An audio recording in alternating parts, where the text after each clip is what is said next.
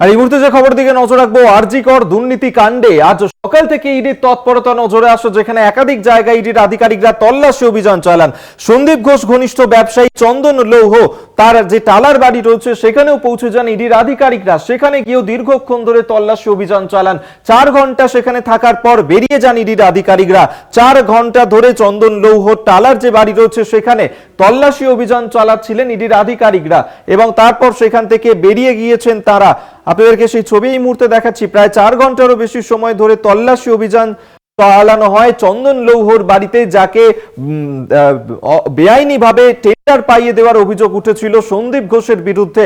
আর সেই ঘটনারই তদন্তে নেমে আজকে দিকে দিকে তল্লাশি অভিযানে ইডির আধিকারিকরা আরজি কর দুর্নীতি কাণ্ডে ইডির হানা চন্দন লৌহের টালার বাড়িতেও 4 ঘন্টার বেশি সময় ধরে সেখানে তল্লাশি অভিযান চালান ইডির আধিকারিকরা। তারপর সেখান থেকে বেরিয়ে যান।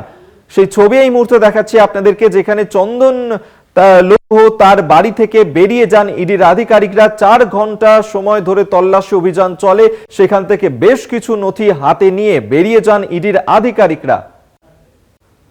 আপনাদেরকে আরেকবার জানিয়ে রাখবো, আরজি কর দুর্নীতি কাণ্ডে ইডির হানা চন্দন লৌহ সন্দীপ ঘোষ ঘনিষ্ঠ এই ব্যবসায়ী তার টালার বাড়িতেই আজ সকালবেলাতেই পৌঁছে যান ইডির আধিকারিকরা। আরজি কর দুর্নীতি কাণ্ডেই তার বাড়িতে তল্লাশি অভিযান চালানো হয়। 4 ঘন্টা তল্লাশি অভিযান চালানোর পর বেশ কিছু নথি নিয়ে বেরিয়ে যান ইডির আধিকারিকরা। সেই ছবি এই মুহূর্তে তুলে ধরছে আপনাদের সামনে। আপনারা জানেন যে এর আগেও সন্দীপ ঘোষের বিরুদ্ধে যে অভিযোগ, একাধিক ব্যবসায়ীকে অবৈধভাবে টেন্ডার পাইয়ে দিয়েছিল এই সন্দীপ ঘোষ, যে অভিযোগ উঠেছিল এই চন্দন লৌহের বিরুদ্ধেও। সেক্ষেত্রে চন্দন লৌহ তার যে টালার বাড়ি রয়েছে সেখানে তল্লাশি অভিযান চালাতে যান ইডির আধিকারিকরা। আমরা এই নিয়েই কথা বলবো সরাসরি এই মুহূর্তে আমাদের সঙ্গে চন্দন লৌহর বাড়ির সামনে থেকে রয়েছেন আমাদের প্রতিনিধি শুভঙ্কর মন্ডল। শুভঙ্করের কাছে যাব। শুভঙ্কর, আজ সকাল থেকে ইডির তৎপরতা নজরে আসে আরজি কর কাণ্ডে সন্দীপ ঘোষ ঘনিষ্ঠ এই ব্যবসায়ীর বাড়িতেও ইডির আধিকারিকরা পৌঁছে যান তল্লাশি অভিযান করতে। তল্লাশি অভিযান ইতিমধ্যেই শেষ হয়েছে, সেখান থেকে কোনো গুরুত্বপূর্ণ নথি কি উঠে এলো ইডির হাতে? সূত্র মারফত কোনো খবর? দেখো, সূত্র মারফত নয়, আমরা একেবারে স্পষ্ট দেখতে পেয়েছি বেশ কিছু ডকুমেন্ট নিয়ে ইডি আধিকারিকরা বেরিয়েছেন এবং গাড়ির মধ্যে যখন তারা উঠেছেন সেই ডকুমেন্টগুলো তাদের হাতে ছিল এবং মনে করা হচ্ছে যে বেশ কিছু গুরুত্বপূর্ণ এই টেন্ডার সংক্রান্ত ডকুমেন্ট বা নথি তারা জোগাড় করতে সক্ষম হয়েছেন।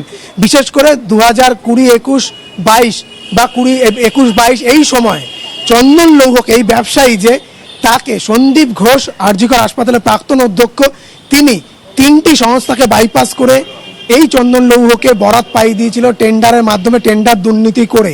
এবং আরজি কর হাসপাতালের ভেতরে যে ক্যাফেটেরিয়া আছে তার মধ্যে একটি ক্যাফেটেরিয়ায় চন্দন লৌহর, যেটি সেখানে চালানো হয় এবং সেখানে সিবিআইও কিছুদিন আগে রেড করেছিল, সেখানে তল্লাশি চালিয়েছিল। একইভাবে ইডি আজ চন্দন লৌহর বাড়িতে আজ সকাল 6টা নাগাদ আসে এবং এখানে এসে তারা তল্লাশি অভিযান চালায় এবং প্রায় 4 থেকে 4.5 ঘন্টা তারা তল্লাশি অভিযানে চন্দন লৌহকে বেশ কিছু প্রশ্ন করে, যেমন সন্দীপ ঘোষের সঙ্গে তার যোগাযোগ কী করে হলো, এই যে টেন্ডার যেটি দুর্নীতি করে তাকে পাইয়ে দেওয়া হয়েছিল সেক্ষেত্রে চন্দন লৌহ সন্দীপ ঘোষকে কোনো আর্থিক সহায়তা করেছিল কিনা, কোনো আর্থিক লেনদেন হয়েছিল কিনা এবং সেই সঙ্গে সঙ্গে আর কোনো আর্থিক বেনিয়ম সেখানে রয়েছে কিনা, টেন্ডারের কপি থেকে শুরু করে যাবতীয়। কেননা আমরা জানতে পেরেছি চন্দন লৌহের ট্রেড লাইসেন্স ছিল না, সেই ট্রেড লাইসেন্স ছাড়াও একটি সরকারি হাসপাতালে, যেখানে সবকটি কাজ সরকারি নথি মেনে সরকারি টেন্ডার পাস করে একদম সঠিক নিয়ম হয়, সেখানে বেনিয়ম করে বা দুর্নীতি করে কী করে চন্দন লৌহ সেই ক্যাফেটেরিয়া বরাত পেয়ে গেল, এটি সবথেকে বড় প্রশ্ন। এবং এটি সিবিআইকে যেরকম ভাবিয়েছে ইডিকেও ভাবিয়েছে এবং সেই অভিযোগ ওঠার পরে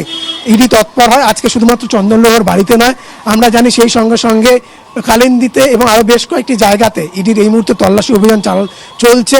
চন্দন লৌহর বাড়িতে প্রায় 4.5 ঘন্টা তল্লাশি চলেছে। চন্দন লৌহ যদিও কোনো মন্তব্য সংবাদ মাধ্যমের সামনে করেনি, তিনি বাড়িতেই ছিলেন এবং তাকে আলাদা করে জিজ্ঞাসাবাদ করা হয়েছে, তার পরিবারের সদস্যদের আলাদা করে জিজ্ঞাসাবাদ করা হয়েছে।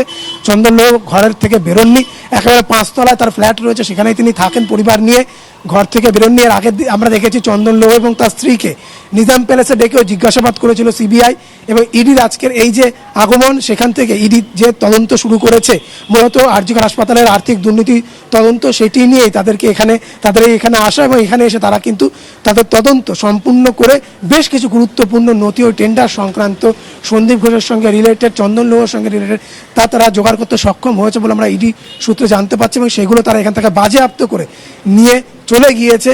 তবে চন্দন লোহার সঙ্গে আমরা কথা বলার চেষ্টা করেছেন, তিনি কিন্তু দরজা খোলেননি ঘরের, তিনি ঘরের মধ্যেই রয়েছেন এই মুহূর্তে, এবং তাকে আলাদা করে জিজ্ঞাসাবাদ, তার পরিবারের লোকজনকে আলাদা করে জিজ্ঞাসাবাদ করা হয়েছে, এবং ইডি বেশ কিছু গুরুত্বপূর্ণ নথি কিন্তু তারা হস্তগত করতে সক্ষম হয়েছে বলে আমরা জানতে পেরেছি।